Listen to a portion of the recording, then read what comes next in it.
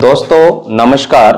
आज हम veterinary anatomy की क्लास नंबर 5 लेने जा रहे हैं और इसमें हम उपांगीय कंकाल के बारे में पढ़ रहे हैं। और उपांगीय कंकाल के अंदर आज हम पढ़ेंगे हाइंड लिम्ब की जो बोन है, पश्चपाद की जो हड्डियां है, उसके बारे में डिटेल से डिस्कशन करेंगे। तो उससे पहले यदि आपने मेरे चैनल को सब्सक्राइब नहीं किया है तो प्लीज मेरे चैनल को सब्सक्राइब करें और वेटनरी एनाटॉमी क्लास के जो वीडियोज हैं उनको ज्यादा से ज्यादा लाइक करें, शेयर करें।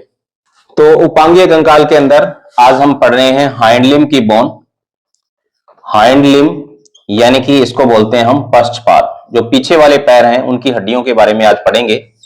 तो पश्चपाद या हाइंड लिम्ब की जो बोन है उसके बारे में स्टडी करने वाले हैं। तो उसके अंदर देखा जाए तो जैसे कि मैंने एक डायग्राम बनाया है, तो ऊपर सबसे बड़ी जो बोन होती है हिप बोन होती है।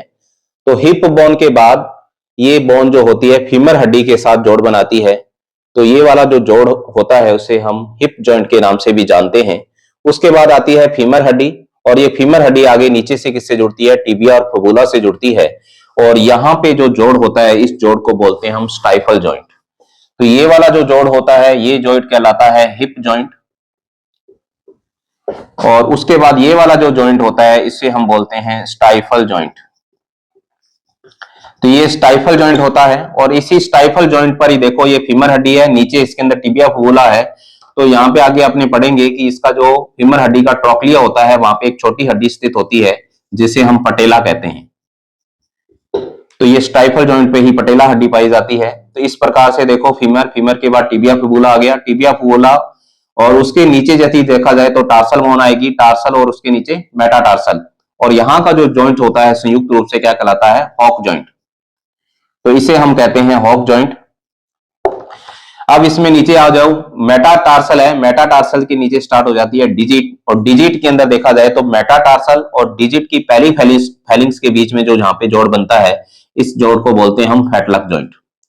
तो ये फैटलक होता है। उसके बाद फर्स्ट और सेकंड के बीच का जोड़ होता है तो इसे हम बोलते हैं पेस्टर्न जॉइंट। तो ये जॉइंट क्या कहलाएगा? पेस्टर्न जॉइंट कहलाएगा। और उसी प्रकार से सेकंड और थर्ड के बीच यहां जॉइंट होता है तो उसे हम बोलते हैं कॉफिन जॉइंट।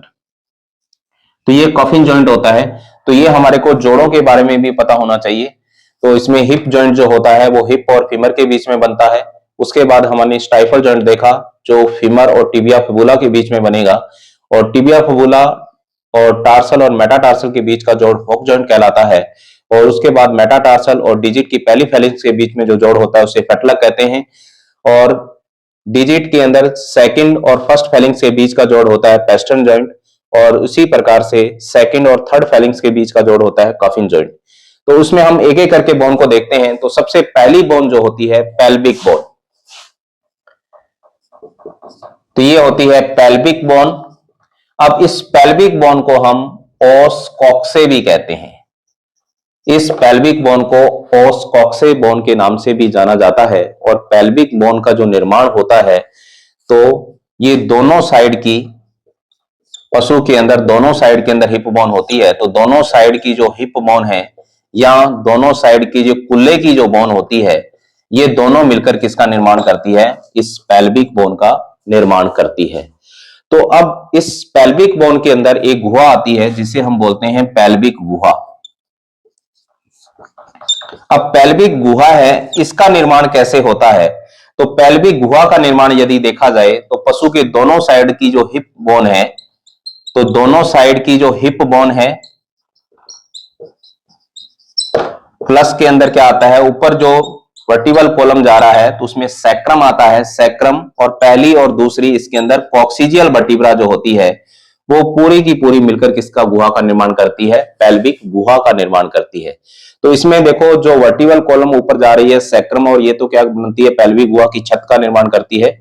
और साइडों के अंदर जो इलियम इस्चियम वाली बोने होती है और वो क्या करती है? इसकी दीवारें बनाती है। और नीचे इसके अंदर प्यूबिक सिम्फाइसिस जो होता है, प्यूबिक बोन आगे जुड़ती है तो वो नीचे इसकी फर्श बनाती है। तो इस प्रकार से ये पेल्विक गुहा बनती है। और जितने भी रिप्रोडक्टिव ऑर्गन होते हैं, जैसे गाय के अंदर की बात करते हैं तो गाय के अंदर जो रिप्रोडक्टिव ऑर्गन है इसके अंदर यूट्रस, ओवरी स्ट्रक्चर्स होती है वो पेल्विक गुहा के अंदर स्थित रहती है। अब देखो इसके अंदर क्या होता है कि प्रत्येक कुल्ले की हड्डी या प्रत्येक हिप बोन जो होती है, तो हिप बोन यदि देखा जाए तो दोनों साइड में है। तो प्रत्येक जो हिप बोन है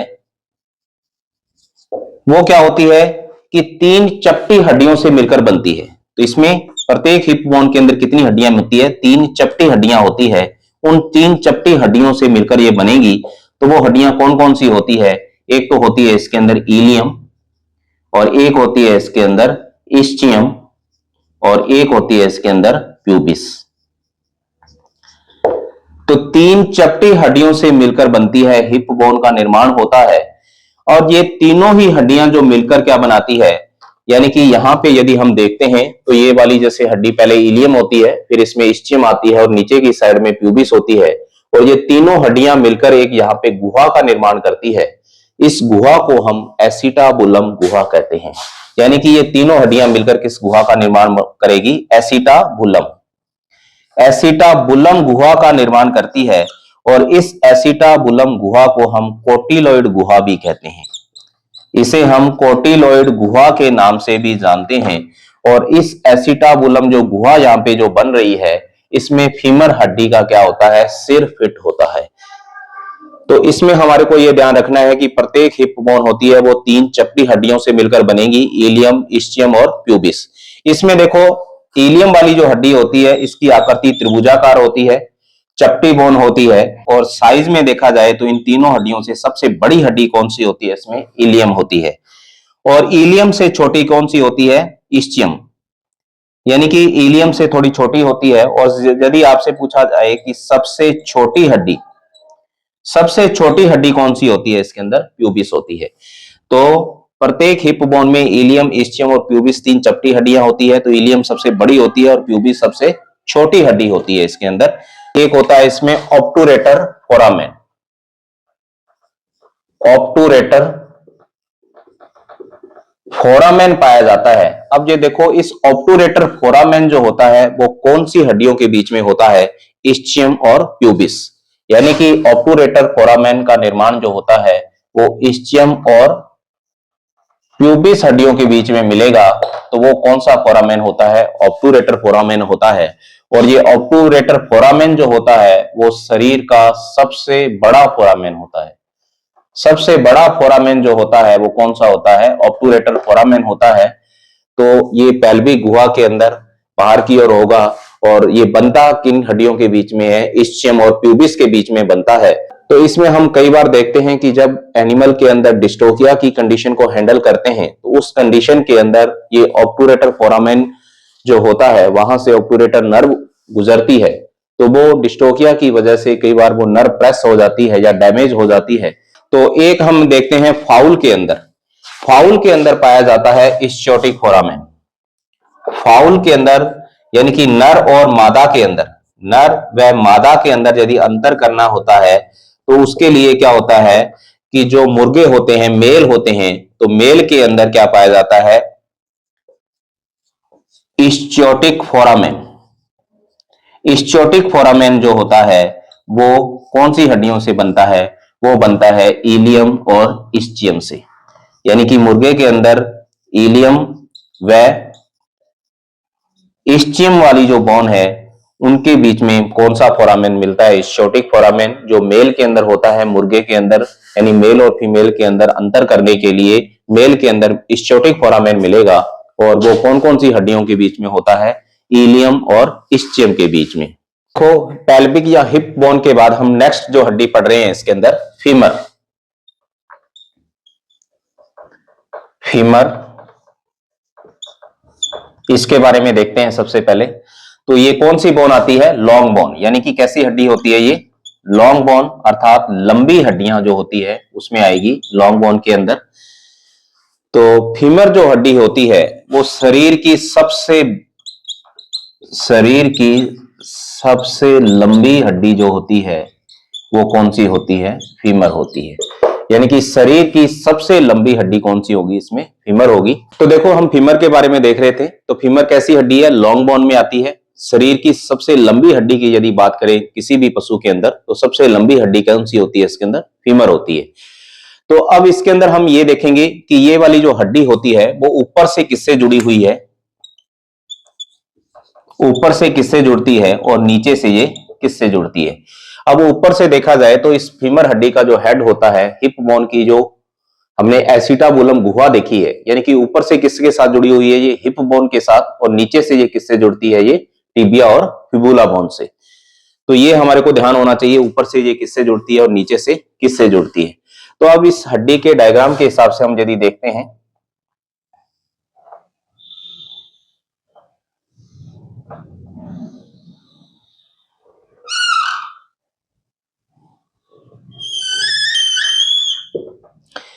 ठीक है, तो ये मानते हैं हम एक फीमर हड्डी है। तो फीमर हड्डी के अंदर वही चीज है, इसके अंदर एक तो ये दंड होता है, दंड यानी कि यहां इसको हम क्या बोलते हैं, शाफ्ट, यानी कि एक शाफ्ट होती है इसके अंदर और दो सिरे होते हैं। एक सिरा ये हो गया, तो ऊपर वाले सिरे को हमेशा क्या कहते हैं, प्रॉक्सिमल सिरा, यानी कि प्रॉक्सिमल एक्सट्रीमिटी, और ये नीचे वाला सिरा जो होता है इसको बोलते हैं डिस्टल सिरा या डिस्टल एक्सट्रीमिटी। ऊपर वाला सिरा कौन सा है, इसमें प्रॉक्सिमल है। इसके प्रॉक्सिमल सिरे पर देखो क्या होता है, एक तो इसमें क्या होगा, हेड होगा, यानी कि सिर होता है, और सिर के नीचे संकरा भाग क्या होता है, नेक, यानी कि प्रॉक्सिमल सिरे पर फीमर हड्डी के अंदर क्या मिलता है, हेड और नेक। और एक यहाँ पे क्या होता है, ट्रोकेंटर मिलता है इसके अंदर, जिसको बोलते हैं हम trochanter, trochanter major. Trochanter major जो होता है वो फीमर हड्डी के प्रॉक्सिमल सिरे पे पाया जाता है। और एक इसके अंदर फोसा होता है, फोसा क्या होता है, दबा हुआ स्थान होता है, जिसको क्या बोलते हैं हम, ट्रोकेंट्रिक फोसा, ट्रोकेंट्रिक फोसा। एक तो ट्रोकेंट्रिक फोसा मिलेगा प्रॉक्सिमल एंड पे, एक ट्रोकेंट्रिक मेजर मिलेगा, ट्रोकेंटर मेजर मिलेगा, एक इसमें हेड और एक नेक। अब इसमें डिस्टल सिरे की बात करते हैं। तो देखो डिस्टल सिरे पे क्या होता है कि एक इसमें पाया जाता है ट्रोक्लिया, ट्रोक्लिया पाया जाता है। ट्रोक्लिया क्या होता है, एक पुलीनुमा संरचना होती है, पुलीनुमा जैसे गिरनी के अंदर होता है, पुलीनुमा संरचना होती है। तो एक तो इसके अंदर क्या मिलेगा, यानी कि डिस्टल एंड पे क्या मिलता है, ट्रोक्लिया मिलता है।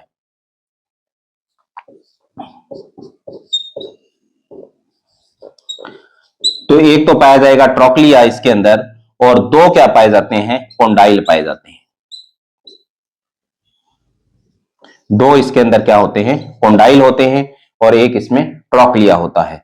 और ये कोंडाइल के द्वारा जो इसका डिस्टल सिरा होता है, कोंडाइल के द्वारा ये कौन सी हड्डी के साथ जुड़े होते हैं, तो ये मान लो फीमर हड्डी है, कोंडाइल के द्वारा ये किससे जुड़ी होती है, टिबिया फिबुला से साथ जुड़ी होती है।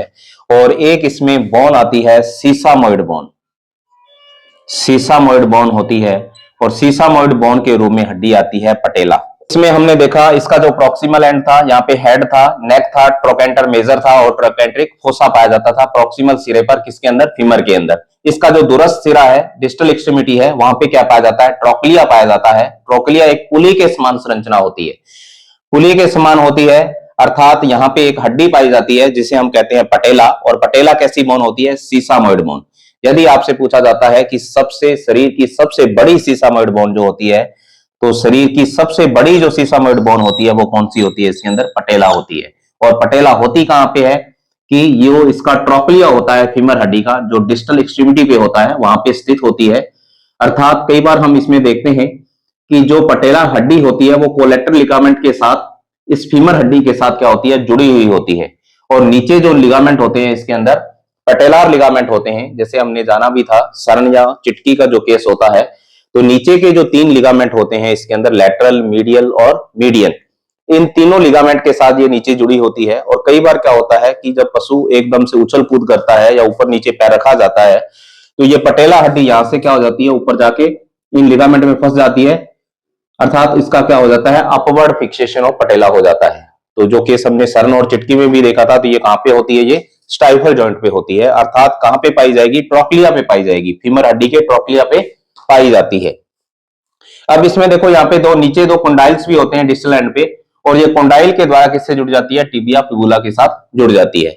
तो ये हमने देखा फीमर बोन के अंदर कैसी बोन थी, लॉन्ग बोन थी। शरीर की सबसे लंबी यदि बोन पूछा जाता है तो कौन सी आएगी, फीमर हड्डी आती है। ऊपर से किससे जुड़ी हुई है, हिप बोन से, नीचे से किससे जुड़ी है, टिबिया फिबुला से। उसके बाद हमने देखा कि फीमर हड्डी के अंदर क्या होती है, एक तो शाफ्ट होती है और दो इसके सिरे होते हैं। ऊपर वाला सिरा कौन सा कहलाता है, प्रॉक्सिमल। प्रॉक्सिमल पर क्या मिलता है, सिर मिलेगा, नेक मिलेगी, ट्रोकेंटर मेजर और ट्रोकेंट्रिक फोसा पाया जाता है। और जो इसकी डिस्टल एक्सट्रीमिटी है, नीचे वाला जो सिरा है, वहां पे क्या पाया जाता है, ट्रोक्लिया, और दो क्या होते हैं, कोंडाइल्स होते हैं। ट्रोक्लिया पर कौन सी हड्डी होती है, पटेला। पटेला कैसी हड्डी होती है, सीसामोइड, और ये शरीर की सबसे बड़ी हड्डी होती है, बड़ी सीसामोइड बोन होती है ये। उसके बाद ये कोंडाइल के द्वारा टिबिया फिबुला के साथ जुड़ जाती है। तो ये था डिटेल पूरा फीमर हड्डी के बारे में। नेक्स्ट जो बोन हम पढ़ रहे हैं इसके अंदर, वो आएगी इसके अंदर tibia, tibia and fibula.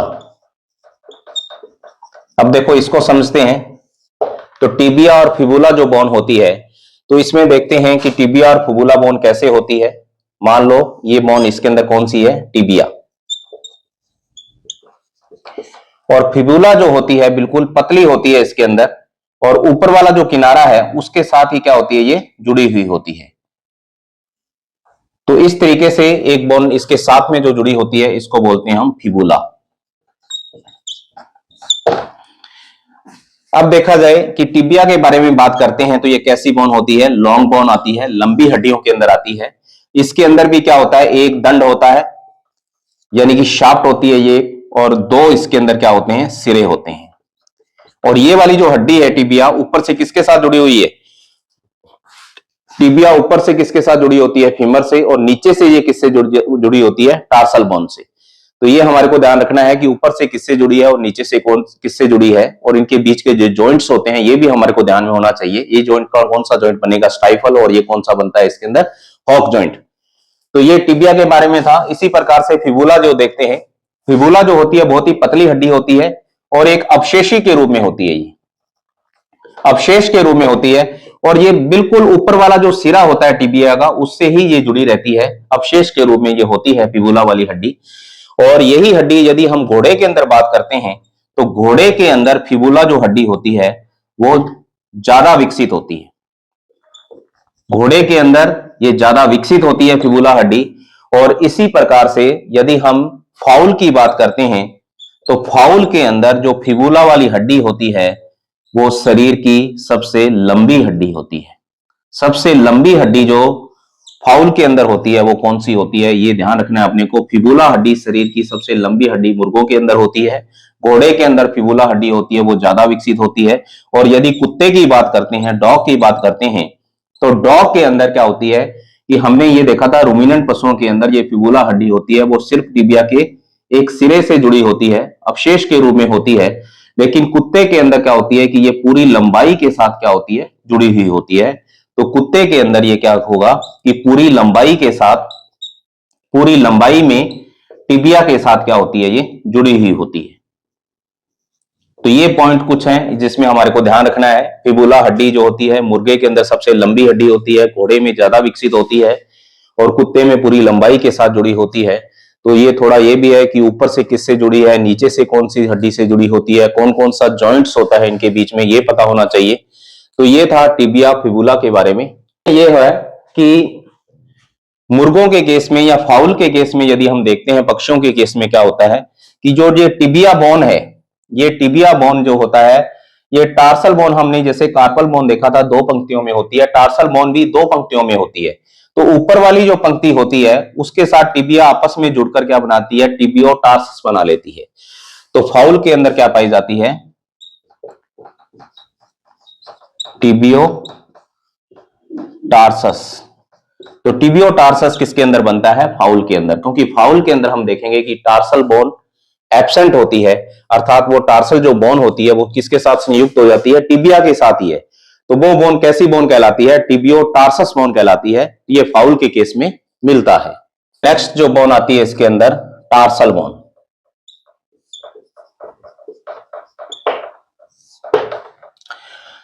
Tarsal bone के बारे में देखते हैं हम।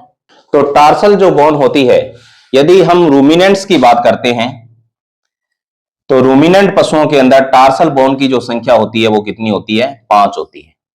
यदि आपसे पूछा जाता है कि रूमिनेंट पशुओं के अंदर टार्सल बोन कितनी होती है, 5 होती है। इसके अंदर भी देखो 2 पंक्तियां होती है इसकी।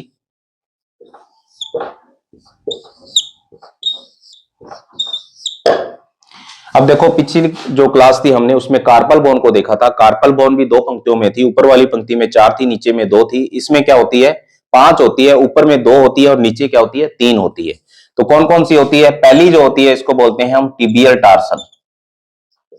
टिबियल टार्सल, और ये दूसरे वाली होती है, इसको बोलते हैं फिबुलर टार्सल। तो इसी प्रकार से नीचे वाले में कौन सी होती है, एक तो फर्स्ट होती है, फिर सेकंड प्लस थर्ड जो होती है वो क्या होती है, आपस में फ्यूज होती है, संयुक्त रूप से होती है, और एक सेंट्रल और फोर्थ जो होती है वो आपस में जुड़ी हुई होती है। यानी कि टार्सल बोन यदि हम देखते हैं तो रूमिनेंट पशुओं में कितनी होती है, 5 होती है, और इसकी पंक्तियां यदि पूछा जाता है तो कितनी पंक्तियों में ये मिलती है, तो ये इसकी पंक्तियां जो होती है वो कितनी होती है, 2 होती है, एक पहले वाली पंक्ति और एक दूसरे वाली पंक्ति। अब ये देखो, ये पहले वाली जो पंक्ति होती है वो किसके साथ जुड़ गई, ऊपर से किसके साथ जुड़ी होती है, ये टिबिया फिबुला से। नीचे वाली पंक्ति जो किससे जुड़ी होती है, मेटाटार्सल से। तो ये हमारे को ध्यान रखना है कि ऊपर से किससे जुड़ी है और नीचे से किससे जुड़ी होती है। तो इसी प्रकार से यदि हम घोड़े की बात करते हैं, हॉर्स के अंदर देखते हैं, तो हॉर्स के अंदर इसकी संख्या कितनी होती है, 6 होती है। घोड़े के अंदर इसकी संख्या 6 होती है। और उसके बाद हम यदि देखें कि कुत्ते के अंदर इसकी यदि संख्या पूछी जाती है तो कितनी होती है, 7 होती है। और पिग के अंदर इसकी यदि संख्या पूछी जाती है तो कितनी होती है, ये 7 होती है। यानी कि कुत्ते और पिग के अंदर 7-7 होती है, घोड़े में 6 होती है, और रूमिनेंट पशुओं के अंदर 5 होती है। तो ये इनकी संख्या होती है।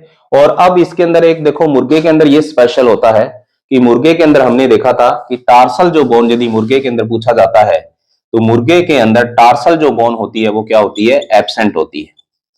किसके अंदर होती है एब्सेंट, फाउल के अंदर।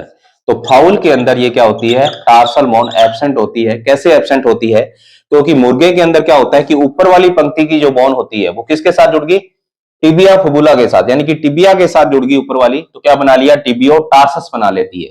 इसी प्रकार से नीचे वाली जो पंक्ति है वो किससे जुड़ती है, मेटाटार्सल से, तो टार्सो मेटाटार्सल बना लेती है। यानी कि नीचे वाली जो पंक्ति की जो हड्डियां है वो मेटाटार्सल से जुड़ेगी तो क्या बनाएगी, टार्सो मेटाटार्सल, टार्सो मेटाटार्सस या टार्सो मेटाटार्सल बना लेगी। और ऊपर वाली जो पंक्तियां हैं वो कौन सी बनाएगी, टिबियोटार्सस। ऊपर वाली जुड़कर क्या बना देती है, टिबियोटार्सस बना लेती है, और नीचे वाली टिबियो टार्सो मेटाटार्सस बना लेती है। तो ये हमारे को ध्यान रखना है, मुर्गे के केस के अंदर टार्सल बोन एब्सेंट होती है। ऊपर वाली पंक्तियां जो होती है वो टिबिया के साथ जुड़ जाती है, नीचे वाली पंक्ति की जो हड्डियां होती है वो मेटाटार्सल के साथ जुड़ जाती है, तो वो एक सिंगल बोन बन जाती है, इसलिए मुर्गे में टार्सल बोन एब्सेंट होती है। टार्सल के बाद आता है मेटाटार्सल।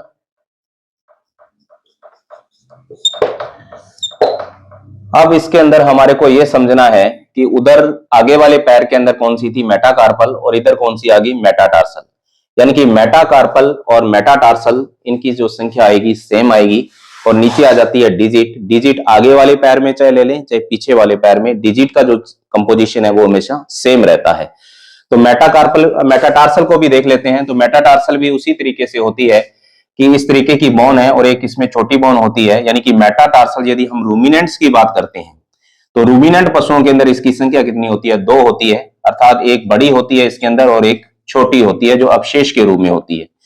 तो रूमिनेंट पशुओं के अंदर 2 होती है। यदि हम इसमें घोड़े की बात करते हैं तो घोड़े के अंदर कितनी होती है, 3 होती है। और यदि पिग की बात करते हैं तो पिग के अंदर कितनी होती है, 4 होती है। और कुत्ते के अंदर बात करें तो कुत्ते के अंदर कितनी होती है, ये 5 होती है। तो ये हमारे को ध्यान रखना है। ये देखो मेटाटार्सल भी यही कॉम्बिनेशन था। और यदि हम बात करते हैं मेटाकार्पल की, तो मेटाकार्पल भी रूमिनेंट्स में कितनी होती है, 2 होती है, घोड़े के अंदर 3 होती है, पिग के अंदर 4 होती है और कुत्ते के अंदर 5 है। ये सीक्वेंस है 2 3 4 5, रूमिनेंट्स के अंदर 2, घोड़े के अंदर 3, पिग के अंदर 4 और कुत्ते के अंदर 5। ये बिल्कुल सेम रहता है दोनों में। आगे वाले पैर में मेटाकार्पल होती है, पीछे वाले पैर के अंदर मेटाटार्सल होती है। तो वे एक थोड़ा ये ध्यान रखना है कि मेटाकार्पल जो है, मेटाटार्सल है, ये ऊपर से किससे जुड़ी होती है, टार्सल बोन से, और नीचे से किससे जुड़ी होती है, ये डिजिट की पहली फेलिंग्स के साथ जुड़ी होती है। तो अब हम लास्ट जो है इसके अंदर आती है डिजिट। अब डिजिट वाला जो पोर्शन होता है ये भी क्या होता है, जैसे फोरलिम के अंदर हमने देखा था बिल्कुल सेम होता है। यदि आपसे पूछा जाता है कि डिजिट की जो संख्या होती है वो कितनी होती है, इसके अंदर 2 होती है। और प्रत्येक डिजिट के अंदर क्या होता है, यदि आपसे फेलिंग्स की संख्या पूछी जाती है तो वो कितनी होती है, 3 होती है। अर्थात 1 2 3, ये मान लो एक डिजिट हो गई और उसमें फेलिंग्स पूछा जाता है तो 1 2 3, प्रत्येक डिजिट में 3 फेलिंग्स होती है। तो ये बिल्कुल जो आगे वाला पैर हमने देखा है वैसे ही पीछे वाले पैर में होती है। और वही कंपोजिशन इसके अंदर मेटाकार्पल और मेटाटार्सल में रहता है। ठीक है, इसमें वही चीज है, इसमें जो सीसामोइड बोन का यदि हमने पूछा जाता है कि प्रॉक्सिमल सीसामोइड बोन की संख्या कितनी होती है, तो वो इसमें 4 प्रॉक्सिमल होती है, और डिस्टल का, जिसको हमने नेविकुलर बोन भी कहते हैं, इसकी संख्या कितनी होती है, 2 होती है। यदि एक डिजिट के अंदर यदि सीसामोइड बोन की संख्या पूछी जाती है तो कितनी होती है, ऊपर 2 मिलेगी और एक क्या मिलेगी नीचे, अर्थात कितनी होती है, 3 होती है। इसी प्रकार से जो दूसरी डिजिट है उसके अंदर भी कितनी सीसामोइड हो जाती है, ये भी 3। यदि टोटल पूछा जाता है तो कितनी हो जाती है, 6 होती है। तो ये वो बिल्कुल सेम रहेगा इसके अंदर, जैसे हमने अग्रपाद के अंदर देखा था वैसा ही पश्चपाद के अंदर है। तो ये पूरा डिटेल था इसके अंदर। देखो आगे हम इसमें देखते हैं कि जो हमने बोन पढ़ी है मेटाकार्पल और एक बोन पढ़ी थी हमने मेटाटार्सल, इन दोनों बोनों को हम कौन सी बोन कहते हैं, कैनन बोन भी कहते हैं। ये भी इंपॉर्टेंट याद रखना है हमारे को, कैनन बोन किसे कहते हैं, मेटाकार्पल या मेटाटार्सल बोन को कैनन बोन के नाम से भी जानते हैं। अब देखो डॉग के बारे में बात करते हैं, तो डॉग के अंदर कितनी डिजिट होती है। वैसे हमने देखा रूमिनेंट पशुओं के अंदर डिजिट कितनी थी, 2 थी। डॉग के अंदर जो डिजिट की संख्या यदि पूछी जाती है तो कितनी होती है, डॉग के अंदर 5 होती है। डॉग के अंदर 5 डिजिट होती है। तो 5 डिजिट के अंदर क्या होता है कि जो पहली डिजिट होती है डॉग की, उसमें जो फेलिंग्स की संख्या होती है वो कितनी, 2 होती है। बाकी जो डिजिट जो 5 हैं इसके अंदर, उसमें फेलिंग्स की संख्या कितनी मिलेगी, 3 मिलेगी।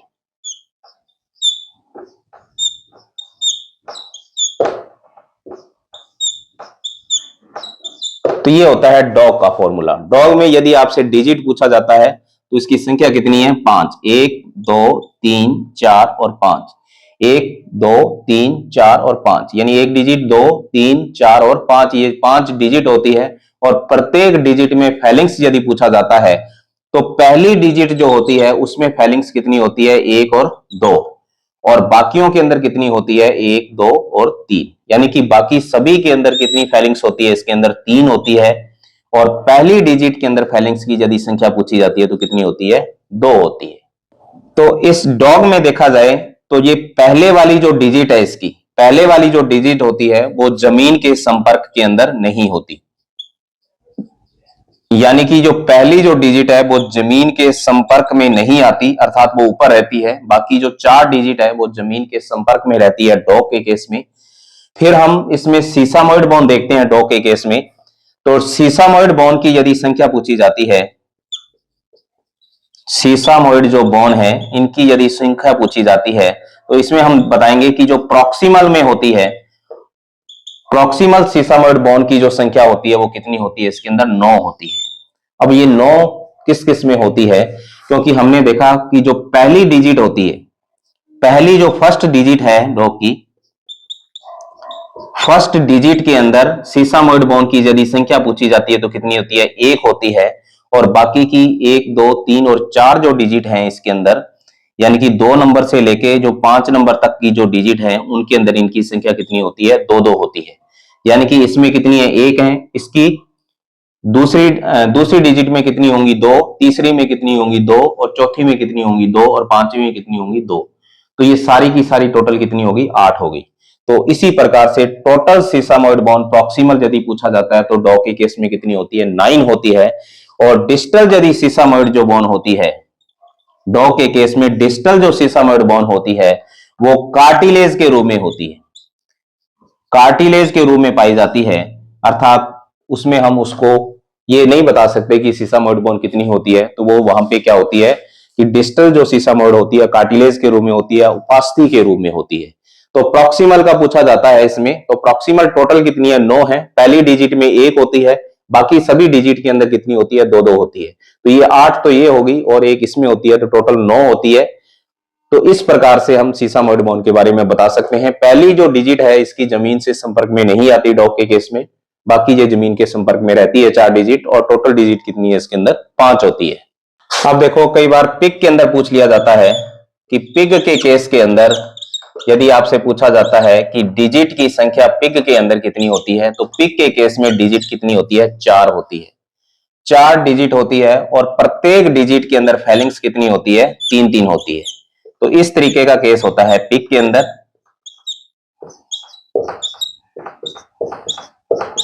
यानी कि डिजिट कितनी होगी, 1 2 3 और 4, 4 डिजिट होती है। और एक डिजिट के अंदर फेलिंग्स यदि पूछा जाता है, और एक डिजिट के अंदर यदि फेलिंग्स पूछा जाता है तो कितनी होती है, 3 होती है। यानी कि एक डिजिट में फेलिंग्स की संख्या कितनी होती है, 3 होती है। टोटल डिजिट पूछा जाता है तो कितनी होती है, 4 होती है। अब देखो फाउल के बारे में देखते हैं। फाउल के अंदर देखा जाए तो फाउल का जो प्रत्येक पंख होता है, फाउल के प्रत्येक पंख की यदि बात करते हैं तो प्रत्येक पंख के अंदर कितनी डिजिट होती है, प्रत्येक पंख के अंदर 3 डिजिट होती है। प्रत्येक पंख के अंदर 3 डिजिट होती है। तो इसमें जो पहली और दूसरी, उसमें तो कितनी फेलिंग्स होती है, 2 2 होती है। और जो तीसरी डिजिट होती है उसके अंदर कितनी फेलिंग्स होती है, 1 होती है। तो यदि फाउल के प्रत्येक पंख की बात करें तो इसमें डिजिट की संख्या कितनी है, 3 है, 1 2 और 3। अर्थात जो पहली और दूसरी डिजिट है इसके अंदर, पहली फर्स्ट व सेकंड, फर्स्ट और सेकंड जो डिजिट है उसमें यदि आपसे फेलिंग्स पूछा जाता है तो उसकी संख्या कितनी आएगी, 2, 1 और 2, 1 और 2। यानी कि पहली और दूसरी में कितनी होती है, फेलिंग्स की संख्या कितनी होती है, इसके अंदर 2 होती है। और जो थर्ड डिजिट है, तो थर्ड डिजिट के अंदर फेलिंग्स की संख्या कितनी होती है, तो थर्ड डिजिट के अंदर पूछा जाता है फेलिंग्स की संख्या, तो वो आएगी इसमें 1। तो ये हमारे को इसमें ध्यान रखना है। और फाउल के केस के अंदर सीसामॉइड जो बोन होती है वो क्या होती है, एब्सेंट होती है। फाउल के केस में सीसामॉइड जो हड्डी है या बोन है वो नहीं पाई जाती, एब्सेंट होती है। तो ये हमारे को ध्यान में रखना है।